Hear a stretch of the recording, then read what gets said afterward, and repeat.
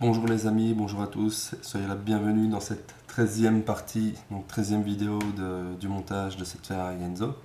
Alors pour débuter, d'abord une petite mise à jour plutôt, lorsque l'on s'est quitté dans la dernière vidéo, cette partie-ci était peinte en doré en X31 Enamel Tamiya. Donc après une petite discussion avec un ami, c'est vrai que comme il m'a dit, ça serait beaucoup mieux en rouge finalement. Donc voilà, je me suis amusé à repasser ici une couche de rouge. Donc du rouge qui est du rouge Ferrari, donc en gamme Vallejo Model R, qui s'applique aussi bien à l'aérographe qu'au pinceau. Donc pour la suite, nous allons maintenant nous intéresser à la suite de l'habitacle avec les tapis de sol notamment. Donc je vais faire un dézoom, hop, donc notamment avec les tapis de sol ici. Nous aurons un décalcomanie, qu'est-ce que nous aurons d'autre? Le frein à main, ainsi que les deux sièges baquets. Voilà, c'est parti. Tout d'abord, petite précision, j'ai eu un petit souci ici avec l'intérieur, donc lorsque j'ai commencé la vidéo numéro 13, eh bien j'ai utilisé un produit qui n'était pas compatible, du tout. Ça a littéralement mangé le plastique ici. Je sais pas si vous allez voir. Petite mise au point. Voilà, donc comme vous le voyez, ça a littéralement fait fondre le plastique à cet endroit. Et en fait, en lisant mieux la notice du produit en question, en fait, il s'agit d'un produit à base de thinner. Un produit à base de thinner synthétique, si je dis pas de bêtises. Et donc c'est très incompatible très incompatible justement avec les plastiques tels que celui que l'on emploie dans le modélisme. Alors bon, petit couac, oui, maintenant c'est pas insurmontable. Alors qu'est-ce que je vais faire pour réparer ça? Eh bien, la solution, la voici.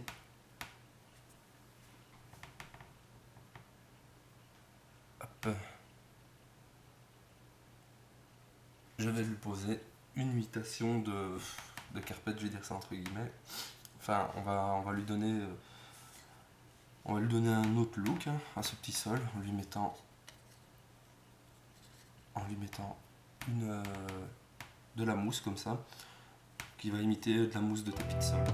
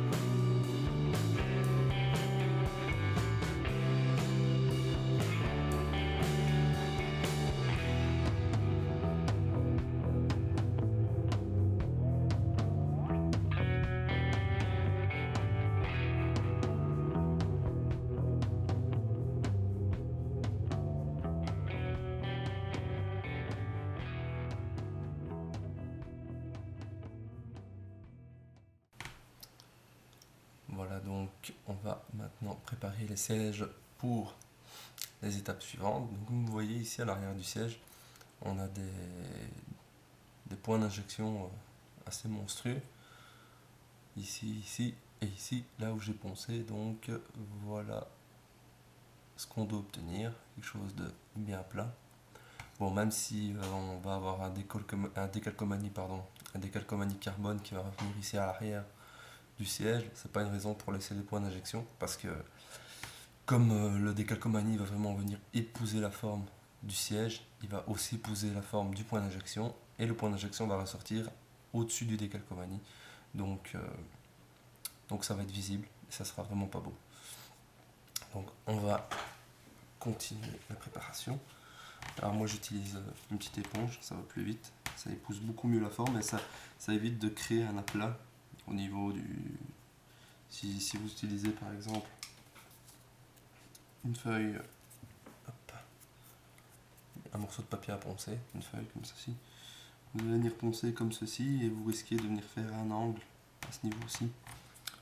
Donc pour ce genre de travaux c'est beaucoup plus facile et vous aurez un meilleur résultat en utilisant ce style d'éponge.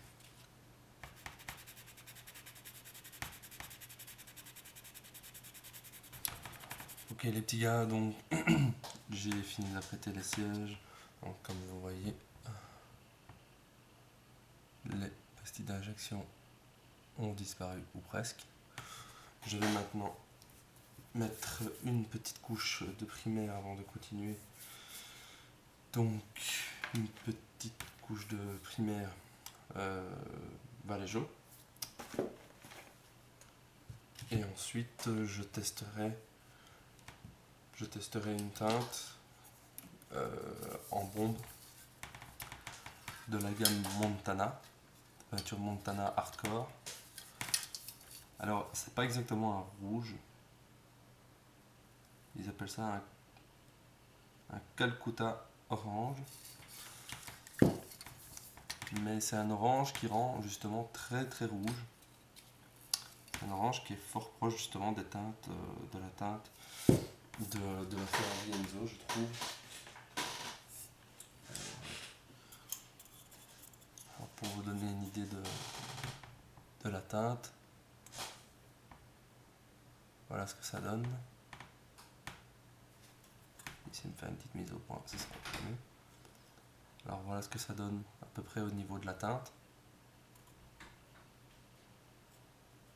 Et l'avantage de ces bombes, c'est qu'au niveau du cap, il s'agit d'un très fin jet.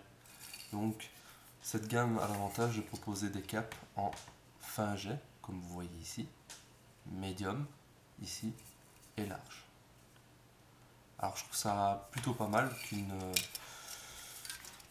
que des aérosols, donc que des peintures en aérosol proposent d'avoir justement 3 tailles de jet, comme ça. Moi je ne savais même pas que ça existait.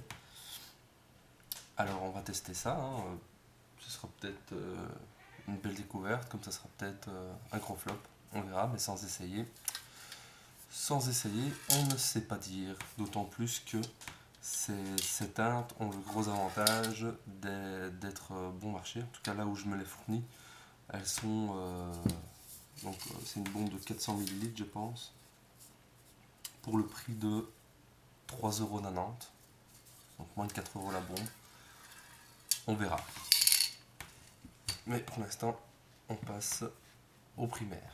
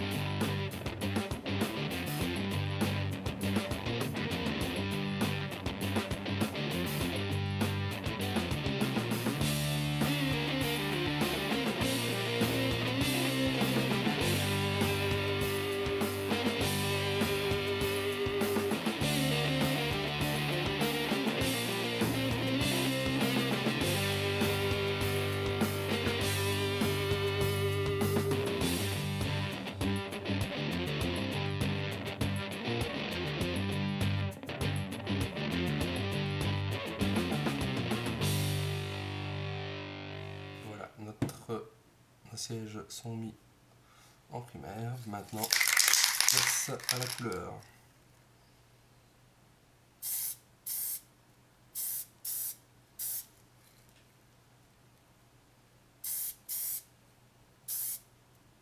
Alors déjà, à première vue, ça couvre super bien.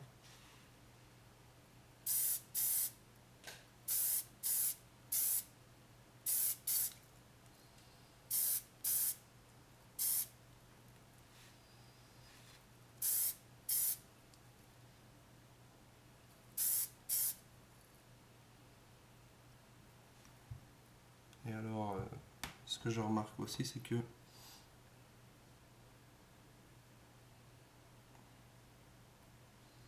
en plus du fait qu'elle couvre super bien, c'est que la pression est très très basse, ce qui fait qu'on peut travailler très facilement proche de la pièce sans risquer de faire de couler. Ça, c'est super bien. Voilà, alors une fois l'étape de peinture terminée, j'ai laissé sécher les sièges.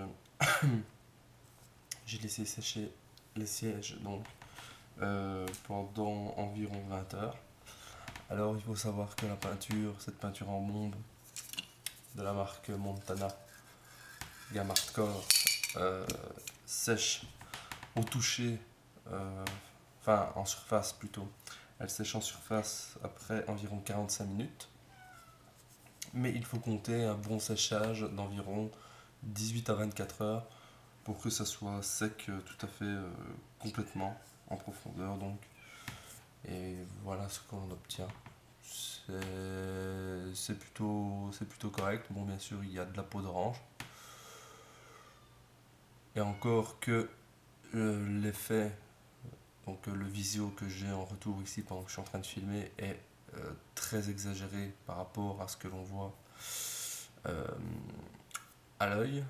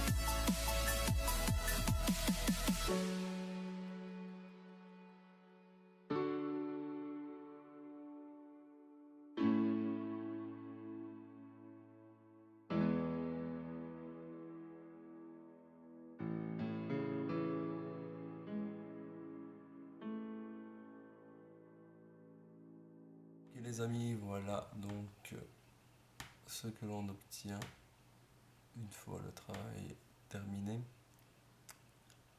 Alors c'est pas mal. Seulement ici, ce que je vais faire pour agrémenter encore un petit peu plus l'effet carbone, je vais passer une toute petite couche de vernis, à mon avis. Alors voilà, plus près ce que ça donne.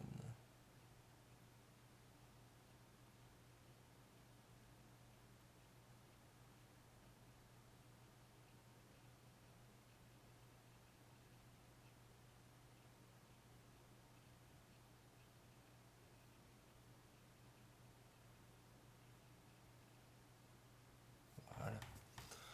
Donc je vais passer une petite couche de vernis sur cette face-là. Du clear peut-être. Non, petite couche de vernis. Ok les amis, alors voilà ce que ça donne une fois notre carbone vernis.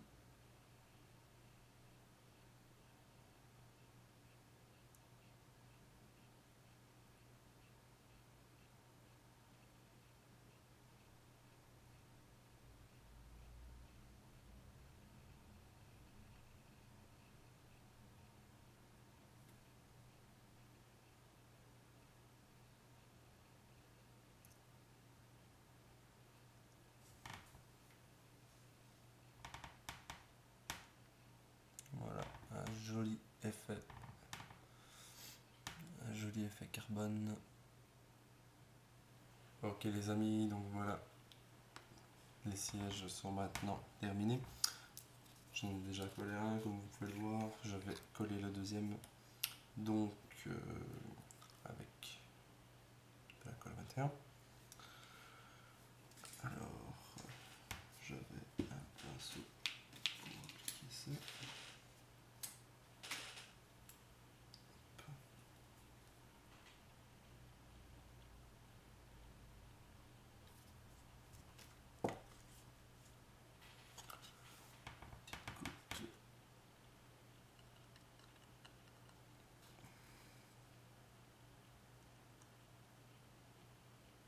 De colle 21.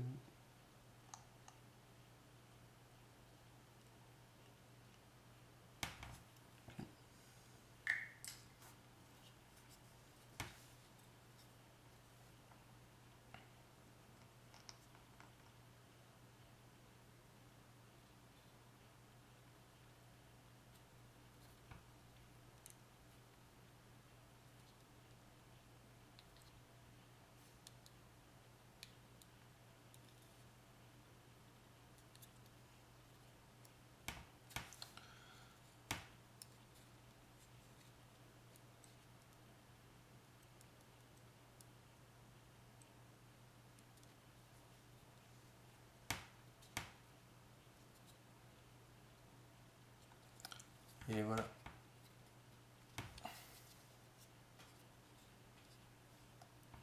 Voilà donc, c'est rendu. Alors, en ce qui concerne les sièges à proprement parler, je n'ai pas voulu les faire trop neufs. Donc ils ont un petit peu un aspect usé comme ça, c'est voulu. C'est tout à fait voulu.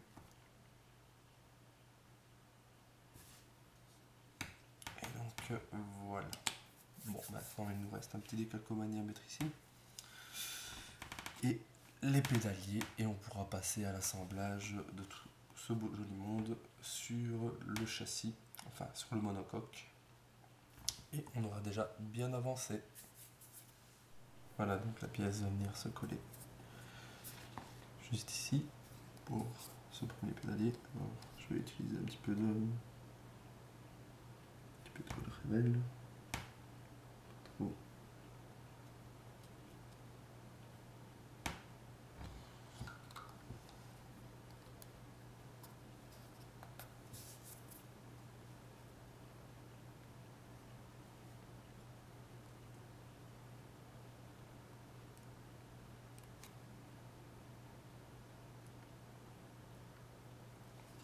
Voilà.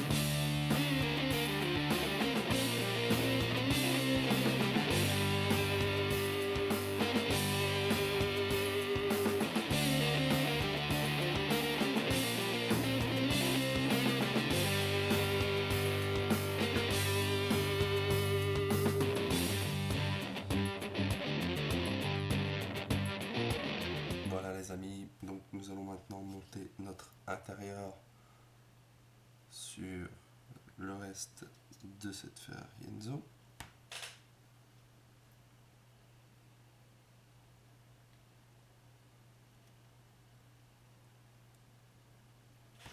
Alors il faut y aller très délicatement. Ce sont tout de même des pièces fragiles. Voilà.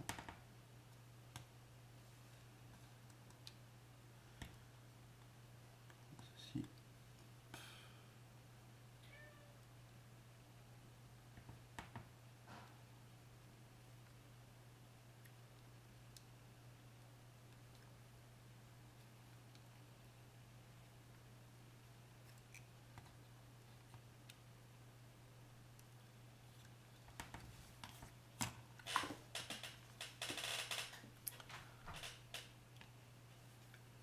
Et voilà. C'est monté. Alors il va y avoir un tout petit peu d'ajustement bien sûr, mais sinon rien de compliqué. Il va falloir peut-être un petit peu utiliser des pinces pour venir bien aplatir certains endroits, mais rien de grave. Voilà, donc comme je vous l'expliquais, l'ajustement étant un tout petit peu chaotique, je vais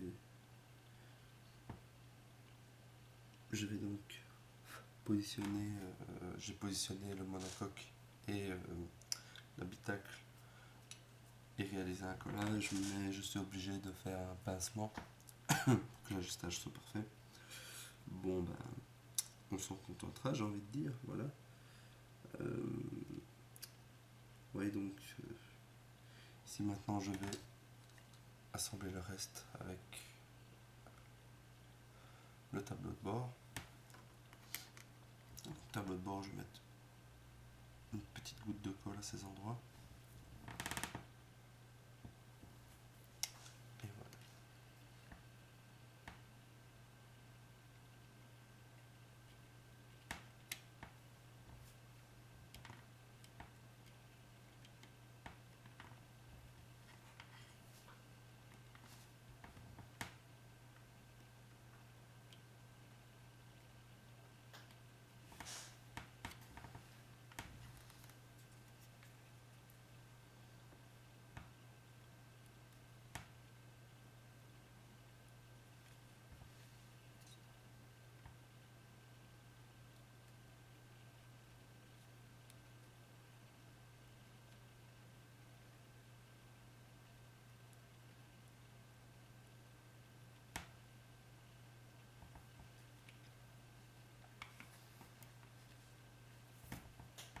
Voilà les amis, donc voilà à quoi ressemble notre Ferrari Enzo après la fin de cette 13e vidéo, enfin à la fin de cette 13e vidéo plutôt.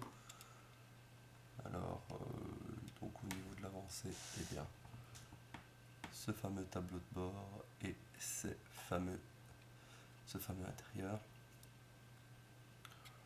Alors, pour en tirer des conclusions, je dirais que je ne suis pas tout à fait content aussi bien du kit que de mon assemblage, donc de mon travail personnel.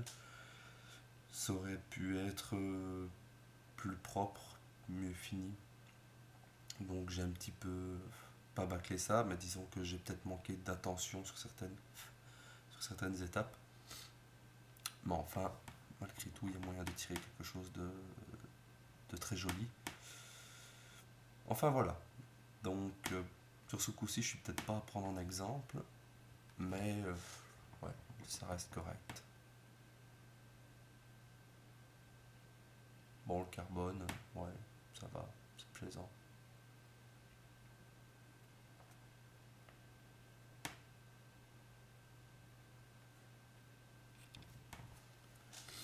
Après, comme je vous disais, j'avais un petit souci d'écart. Je sais pas si ça se verra ici. Vous voyez, j'ai un léger écart.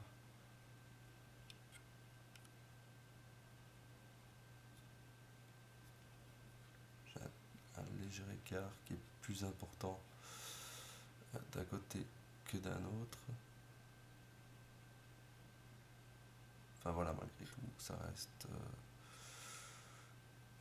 reste acceptable, on va dire.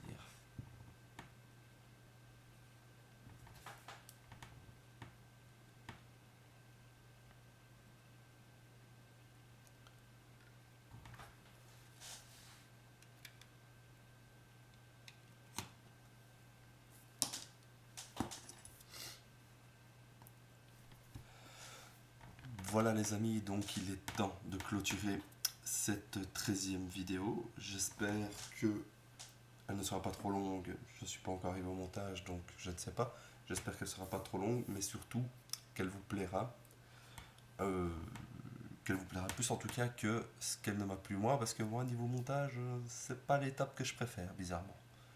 Voilà, donc je vous donne rendez-vous pour la 14e vidéo, donc 14e partie, qui sera consacrée essentiellement au châssis, si je dis pas de bêtises, enfin au bas de caisse, avec plusieurs parties à mettre en noir satiné. Enfin ça je verrai parce que j'ai pas la notice sous les yeux, je vous dis ça si ça tombe, ça n'a rien à voir. Et ben voilà, donc pour le mot de la fin, ben, comme vous le savez, c'est très encourageant lorsqu'il y a des j'aime, des commentaires, etc. Si vous avez aimé cette vidéo, donc n'hésitez pas à mettre un j'aime, à me le faire savoir. Si vous n'avez pas aimé certains détails, que ce soit sur ma façon de faire, sur ma façon d'expliquer, sur le montage vidéo, quelque chose qui ne vous plairait pas, ou des conseils éventuellement pour améliorer tout cela, n'hésitez surtout pas à me le faire savoir, ça me fait progresser, comme ça fait progresser tous les maquettistes de savoir les erreurs qu'ils font. Et voilà, je vous donne rendez-vous donc pour la 14e vidéo. Sur ce, je vous dis ciao ciao.